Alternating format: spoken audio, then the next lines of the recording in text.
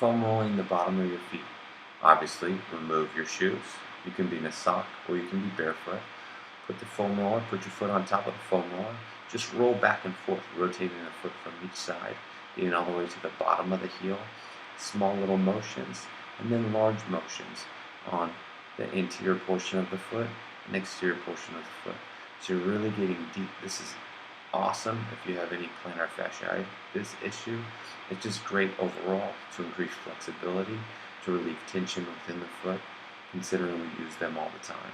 Obviously rotate to the other foot and just roll each side of the foot out, rotating the foot from side to side, finding any tight tension areas, really spending time to work that area in small little movements, and then throughout full range movements.